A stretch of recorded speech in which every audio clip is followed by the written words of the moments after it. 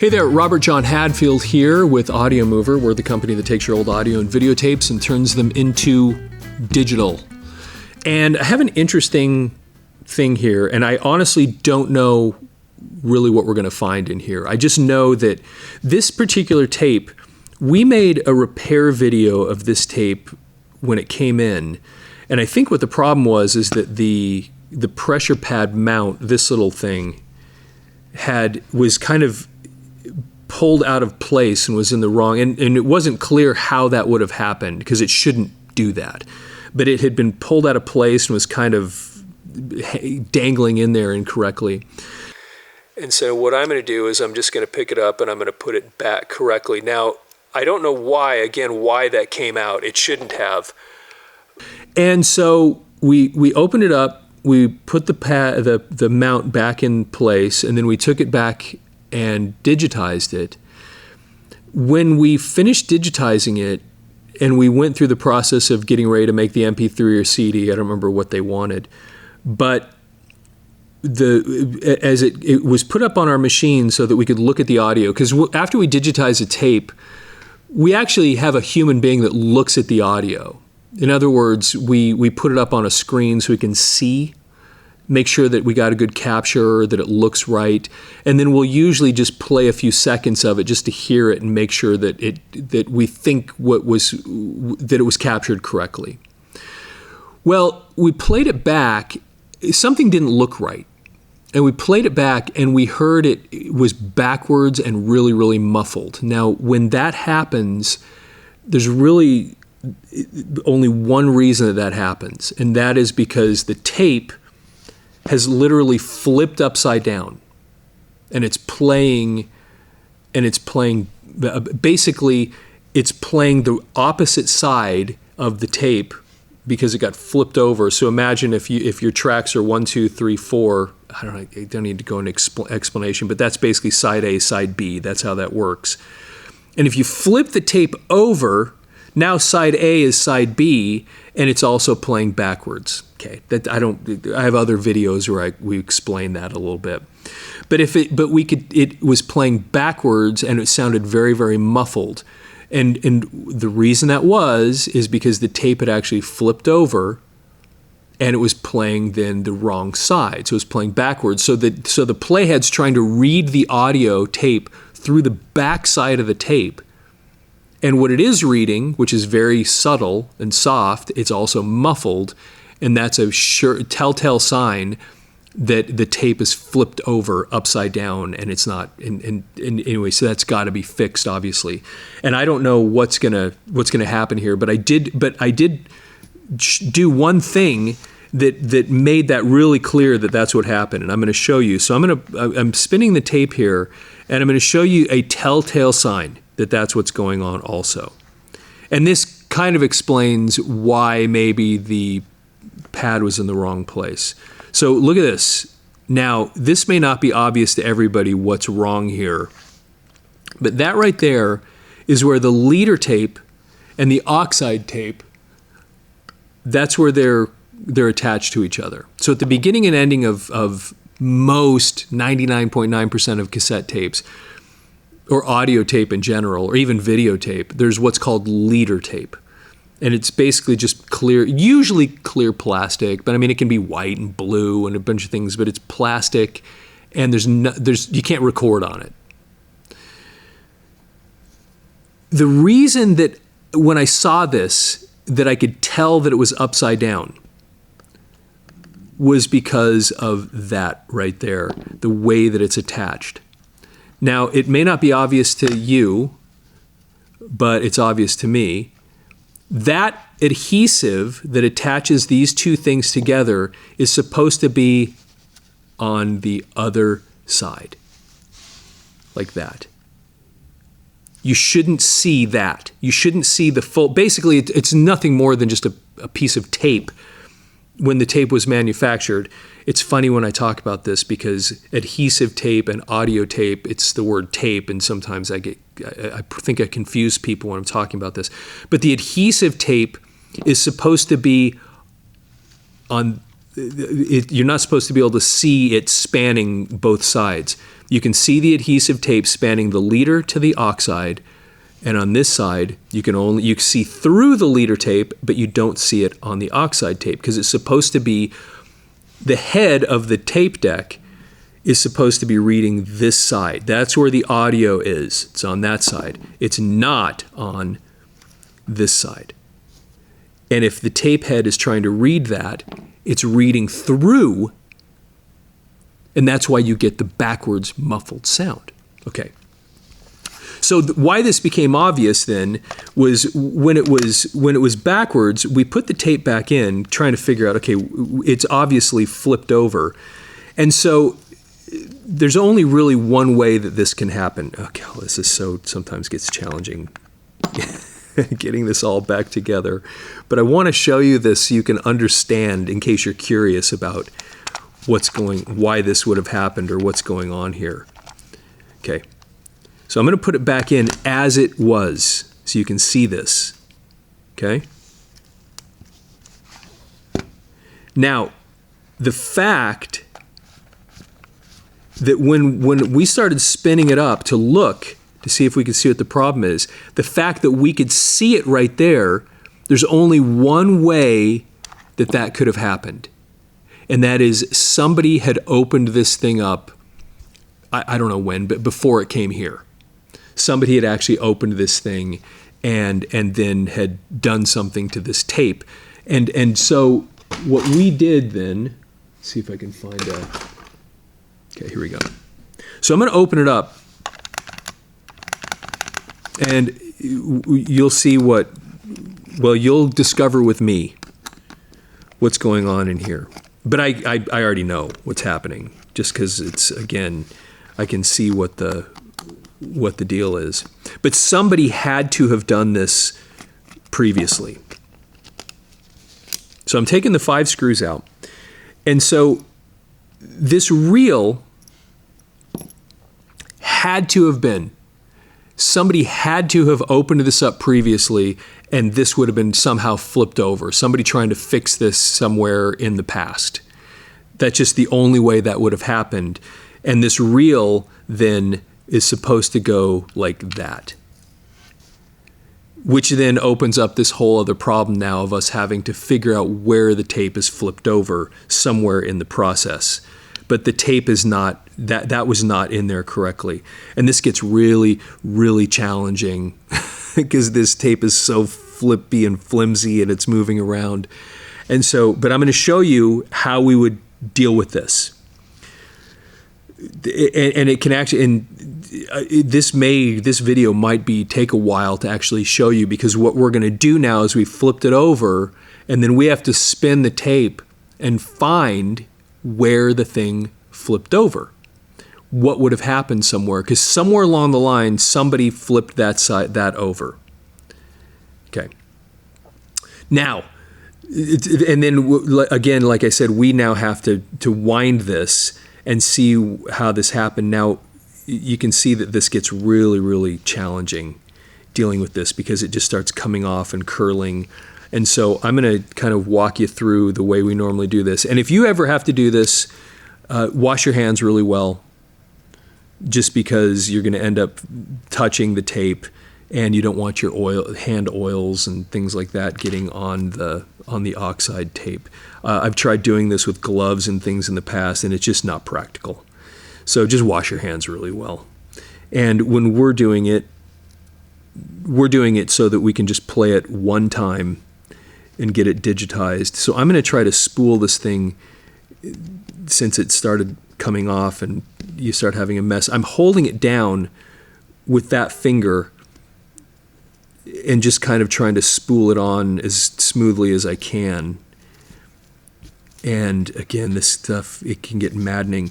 And it's interesting, the longer the tape, the more maddening it is. And what I mean by that is a 60-minute tape, if you ever looked at a cassette tape, the 60-minute, the 90-minute, and the 120-minute, and then there's other variations in there too, the amount of tape in there doesn't look all that different. But there's a lot more tape in the 120-minute tape than there is in the 60, twice as much, if you do the math. So how do they manage that? Well, they just make it thinner. They literally make the tape thinner in order to get more tape, to get more on the spool. And as a result of it, the thinner the tape, the more it just is so hard to work with. And the tapes that are really, really hard to work with are the micro cassettes. They are just impossible. They're so hard to work with. And we get a lot of those, well, I shouldn't say a lot, but we get a lot of those tapes. We get some that are broken. That's what I was going to say. And the tapes that are broken, trying to work with those is just painful experience. So the way we normally do this is I'm going to put this tape back in, and I'm going to try to not let it flip all over the place. And then what I'm going to do is we're going to flip it over like so. I'm going to spool it in, flipped over. Now, you kind of see what's going on. Oh, goodness. You kind of see what's going on there. This gets, like I said, this gets a little maddening sometimes dealing with this. Okay, there's the way they had it. We're going to flip it over that much right there. Then we're going to put it right in.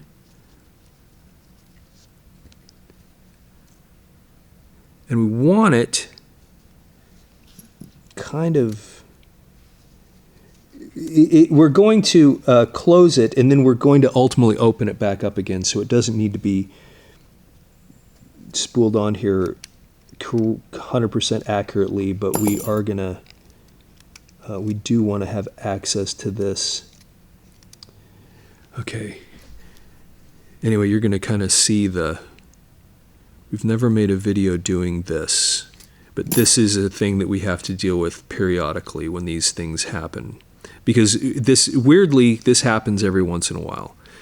Tape will be, we actually have another video where we literally talk about this same thing, where sometimes the tape will imagine the tape is well, I don't know, there's the tape. And then what'll happen is it gets jammed in between the pinch roller, and it'll fold, and then won't play correctly, obviously, and then it'll unfold upside down, and it's just another way that this kind of thing happens. Okay, so what I'm going to do, I'm going to pull this out just a little bit because we don't need it, as I said, we don't need it completely correctly, but we do want to, oh my gosh, this gets, like I said, this gets really maddening. We've done this a million times, though. Okay, so what I'm going to do is I'm going to kind of hold that. We're going to put this back on. There we go. Okay. Now, you can see what we've kind of done there. All right. So I'm just going to, we don't need to put all the screws in, just one or two just to kind of hold it in place. Okay, that's good enough. Now you can see what we've got going on there. So if I start spinning it, you kind of see that it's going from one side and it's flipping upside down. And so what we want to see happen, hopefully I did this right, is you're going to see, you see how it's wrong right there. I showed you how that it's wrong already. That you can see the whole adhesive, which you shouldn't be able to see. And then as it goes through, it's flipping over correctly. All right, got that? See how that's working? Okay. Now this is where it gets tedious. And I have this little bit of inside baseball. This particular type of Bic pen, it's a Bic ultra round stick grip. Bic, if you're watching out there, you can use this for your marketing. That this is the best tape for this type of, the best pen for this type of work. There's a kind of an old joke that we would use when we were kids. We would use pencils to spin tapes. Well, pencils actually don't fit in there quite well, but this Bic with that little soft thing on the end is like the most perfect thing. Look at that. Just perfect how it fits in there. So that's what we use. We have a box of these pens, believe it or not, for this purpose. And what we're going to do here, again, wash your fingers, wash your hands. We're not going to hold it really tight, but we're just going to do this and we're going to spin it and kind of guide it. So I'm just going to sit here, and this could take a while. And we're just going to spin it. We're going to try to get it back onto the spool accurately. Now, see, what's happening is we're flipping it upside down so that the correct side is now going to be playing across the playhead. And you'll see that we're getting it on that other reel inside that machine. Now, this could take a minute or two for us to just, or even more than a minute or two. But, and you'll kind of see what's going on here, that we're just manually pushing it through. And we do this kind of thing. I don't want to say that this doesn't happen every day, but we get so many kind of oddball tapes that we have to deal with, where we deal with this kind of thing. Now, you might ask, why wouldn't I put this on a tape deck in the player and just hit fast forward or something like that? In the early days of this business, we tried doing it that way. The problem is, it will just randomly take the fold in to the other side, and you literally really need to sit here and watch it. Now, this could go on, like I said, this could go on for a while. And what I might do, rather than make you sit and listen to me, unless I can come up with something to say, I may fast forward through a few of these spots, and we will see. But this is a problem that we have. And by the way, we do get, in case you're wondering, we don't charge a lot, but if we have to open up a tape to repair it, we have prices for how much it costs to digitize the tape. And then we don't charge a lot, but we do charge a little bit extra if we have to open this up and go through a process like this to get your tape to work right. But for a lot of people, this is a big deal. I mean, I don't know what's on this tape, and really don't know, because all we were hearing was the upside down and backwards sound. But for a lot of people, these things are important. These are family heirlooms. These are recordings of experiences in their lives, birthday parties, again, piano recitals. Amazing how many recordings we have of people's, again, church sermons, where we get people that have their father or their uncle or their grandpa was a pastor or something along those lines, and they have all these recordings of them doing their sermons. And let's see here. I wonder what we're going to run into, because I think this might have been a tape that on the other end of it, we had repaired a twist in the tape. And it's possible that people somewhere before they sent it to us had tried doing a repair. And then when we fixed the twist, somewhere, we obviously didn't flip the other side over. That's on the end of the tape. So somebody may have actually tried doing something about this long before they sent it to us. And then we're the ones that end up getting it fixed, so that it'll actually work correctly. And then what we'll do is we'll digitize it. We'll get a nice recording of the tape so that they can have it.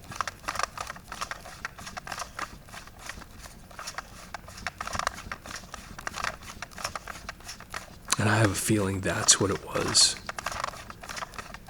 That because we had done, at the beginning of the tape, it had been stretched and twisted, and we had another video where we had taken care of that, where we'd fixed that. Let's see how much we've done.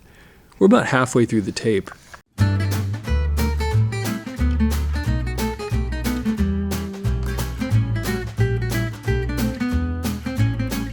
Respooling a cassette tape, this is pretty easy compared to, I've done this a couple of times with 8-track tapes. The 8-track tape is the most I've fixed a lot of tapes and re-spooled things on a lot of different types of formats, but the 8-track is the most crazy, difficult thing you will ever. If you ever have an 8-track that needs to be re-spooled, throw it away and go. It is so hard to do. It's interesting, as I'm spinning this, I can, every once in a while, there's a little bit of texture that goes through that I can feel. It's not a repair, but it's a, this oxide tape is not intended to last forever. And what happens is over time, it just gets brittle and it warps a little bit. And then that's part of the reason that pressure pad can be really important, especially when a tape gets older, because it's what, as a tape kind of warps and it gets these little waves in it, it helps it keep it solid against the playhead when the playhead tries to read the tape. I think I know, well, I don't know for sure. I think I have a sense of what might have happened here and why we're going through this. And like I said a little while ago, I think somebody had done something to this tape before it ended up here. Because this was the tape that had, I think this is the tape where we had to fix the pressure pad, where the pressure pad was in the wrong, it had come out and it wasn't in the right place. And I think somebody had taken the tape apart and tried to put it back together and didn't put the pressure pad back in the right place, because that's the only reason that it would have been out of place. You'd otherwise literally have to reach in there and with some tweezers or something even stronger than that and pull it to get it out. It's not that easy to get those things out of place. Even though they just float in the spot, it is a little challenging to get them to get them moved out of place. Okay, let's see where we are. Ooh, we are so close. I think I know what happened here. I think I know exactly what the problem is and why this ended up this way. Well, I shouldn't say exactly, but I have a pretty good sense of what's going on here. And I will tell you when we get back to the beginning. Because what I think happened is this tape ended up having, this will be a really interesting video when it's all done. Actually, there you can see, I don't know if you can see that, but I want to just point this out while we're here. You see that little bit of, that little kind of distorted, bendy spot right there? Hopefully you can see that in that camera. It's supposed to be flat, obviously, but there's that little distortion right there. And that's the kind of thing that will start a fold, and then it might even flip over. And that's usually what the problem is when we deal with something like we're dealing with right now. But that's not, I don't think, what happened here. That's just an example of how a tape will, over time, start taking on little problems. Okay. Yep, I know what happened. Or I have a pretty good idea of what happened. Okay. We now have 3 videos of this one tape. Okay, so I'm going to show you. We're going to open it up now again, now that we're on the other side. Okay. And we have, okay, so this tape had to be fixed 3 times. The first problem that this tape had, this is the one that had, if you go watch our videos, this is the one that we did have to take the pressure pad out of because it had been put in the wrong place. I'm going to show you what it looked like when we originally did this. Man, I can't believe this is so funny, this one tape. So this pad was askew. It was kind of jammed in here like this. And it's supposed to be around those little posts right there. There's no way to pull it out of that spot when the tape is sealed up. You would have had to open it up and move it, remove it, and put it back in and put it back in correctly. So that's the first thing. So then when we went and played the tape, And I wasn't making all the connections at the time because we get so many tapes in here. As we played the tape, there was this stretchy, twisty spot. And we made a whole nother video showing how we had to remove this messed up piece of tape. There are some cases where the tape gets so severely damaged, you just kind of have to cut the pieces out. And this is one of those situations to get that to work. Well, here's what must have happened. Now, then we repaired it. Right here, you can see the repair. This is a repair we did just a couple days ago. And we put it on what we thought was the right side based on how the tape was sitting in here, based on how the spool was sitting in here. But the spool on the other end, which we didn't touch, was in upside down, was flipped around. And I showed you how we knew that by the fact that the repair was on the wrong side. And now you'll look, once we'd flipped it over all the way back, you'll see that now our repair that we did is now on the wrong side. So what must have happened when that twist that was on the tape, whoever sent this tape into us probably had played the tape, knew that something was wrong with it, and somehow, somewhere along the line, had gone to the other end of the tape, had opened it up, flipped it over. It'd been opened up before, obviously, because the pressure pad was in the wrong place. Like I said, obviously somebody had opened it and put it back in the wrong spot. But they had it on the other end of the tape. Like it was round the other way, because the whole thing had been put in upside down, evidenced by the fact that the connector, I showed you at the beginning, what that connector wasn't, or that the splice was on the opposite side. So now we did that whole thing to get it put back in place the correct way. Now our splice, once we've flipped the tape upside down, our splice is now on the wrong side.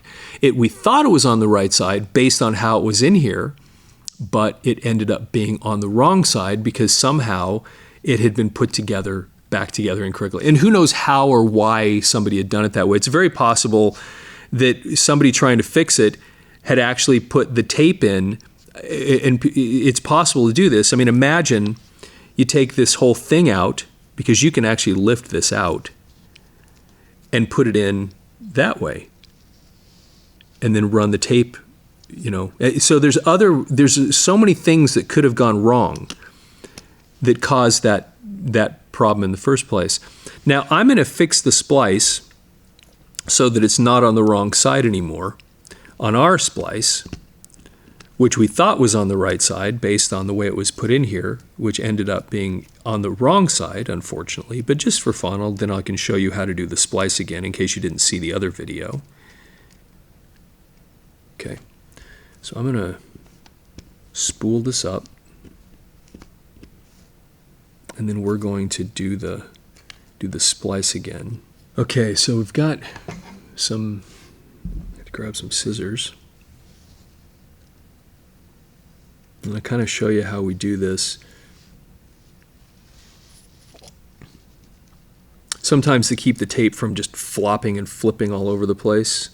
Don't always do this, but sometimes we'll just put the case back on, just set it on like so, to kind of just manage what's going on here. So I'm going to pull the tape out. And it's really hard, as you can see, to know what side the audio's on. They both look exactly the same. So there's our splice from before. And I could just take the tape, see if I can just take that tape off. No, I don't think that's gonna, we're just gonna cut it again and we'll just lose a tiny, tiny little bit more tape. It won't be a big deal.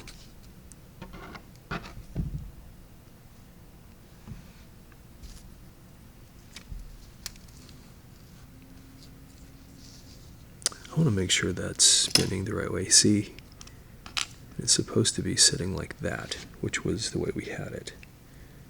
Okay. Okay. Now the way we normally do this, I think I showed you this in the other video when we spliced this the first time. We're going to splice it again. The way we usually do this, and you can buy kits to do this, but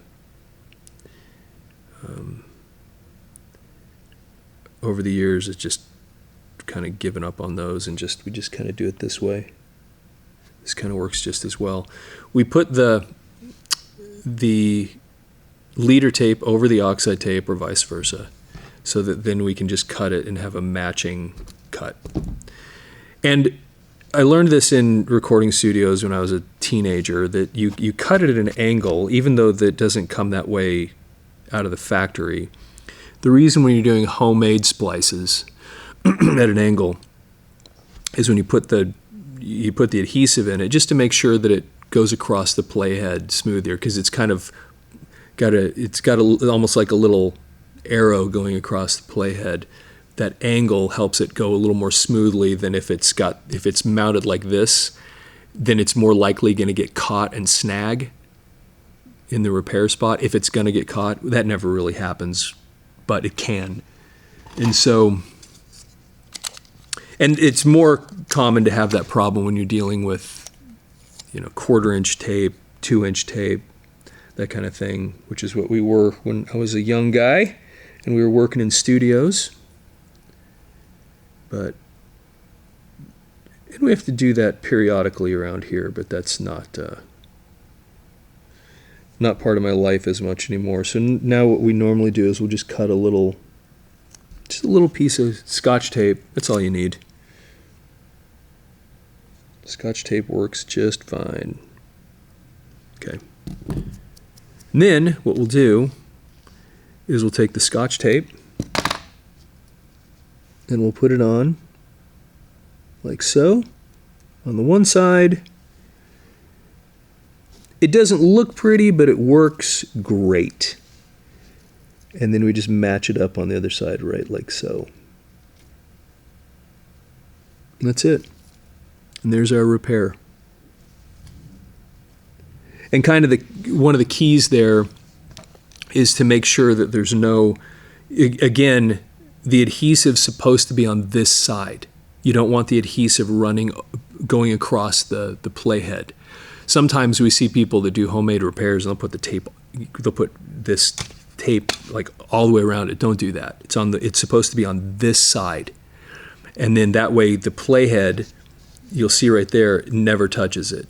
If you have it on that side, the playhead would touch it. You don't want the playhead touching the adhesive. You just want it so the playhead goes right there. Okay. So now what we do, that was this tape. This one tape has been such a challenge. And we get these every once in a while. You get some weird thing that comes in and it's got all kinds of problems that we have to deal with. And this one had multiple issues. And it keeps it interesting around here. We get these oddball things. So now we'll spool that back up.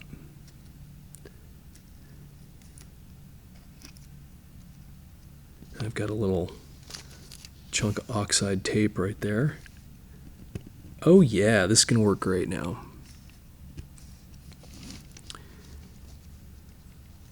So then we just kind of make sure that we run it through the proper little path. Sometimes you have to hold the two spools in place while you get it into the little cracks and crevices where it's supposed to go. So you'll see right here in this particular brand, a lot of tapes are like this.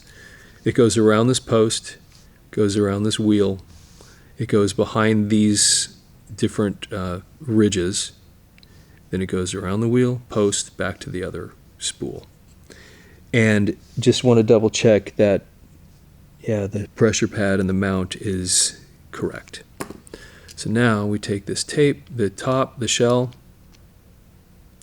and we set it back on. The gasket was kind of stuck to it, so we don't have to worry about the gasket because it's still in there. We put the 4 screws back in, and now when we play this tape, wow, that was interesting. we do get odd things like this every once in a while. And again, you know, when we looked at this before, and I made the very, very, very first video about this tape, I think I commented on the screws. You could see that they were aged a little bit of rust in them. So, I mean, some of these tapes we get are, you got to imagine, some of these things are 30, 40 years old. And so who knows who's fiddled with them and what's happened with them over the years. We have no idea what we're dealing with when some of these things come in. So anyway, so that was a three-parter. We originally had the pressure pad, which was out of place, which I remember in the video I was commenting like how odd that was, that it wasn't, because normally it shouldn't just fall out of place, but it was. So, which is evidence that somebody had opened this up before. Then when we started playing it, we found that it was all twisted and messed up. And right there at the beginning, so then we made a video showing splicing it, and you could see, and we spliced it at what would have appeared to be the front of the tape at the time. But then when we played it, it was muffled and backwards, which tells us that the tape was in upside down.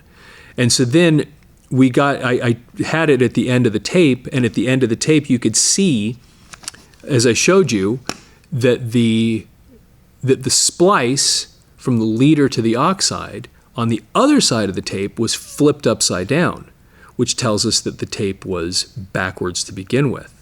So somewhere along the line, again, who knows how, but somebody had opened this thing up, maybe tried to fix something, who knows what, and that might even be why it ended up on our doorstep. It's pretty interesting how often we will get people that will send things in. They'll say, you know, I tried dealing with it, I tried fixing it, or whatever, and they just know that we'll figure out what happened or know what to do to get the thing to work correctly, and then they'll just send it in to us.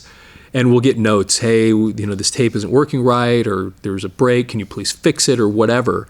And a lot of times it's that. There's something not right about the tape. They may have tried doing something themselves, and who knows why, you know, what they had done or why they had tried to do it. And somebody could have tried doing something to it 30 years ago. We have no idea, obviously. And so so it ends up being kind of, in some cases, kind of a fun little thing, sleuthing and figuring out what's wrong with these tapes and why they won't work. So this tape now, we'll be able to go put this in a player, and we'll be able to get obviously there's sound on it, because it registered sound, but it was registering it wrong, telling us that it was playing it through the back of the tape. So now we should get a nice, bright, solid sound out of this tape. We'll go run it back through one of our tape decks, and we should be able to get a really nice audio recording out of this tape. Anyway, hope you enjoyed that. Please, if you've made it all the way here, like the video, subscribe to the channel, leave any comments if you have any thoughts, or if you have any memories or issues or things you've dealt with yourself as far as fixing tapes are concerned. And with that, I hope you have a fantastic day.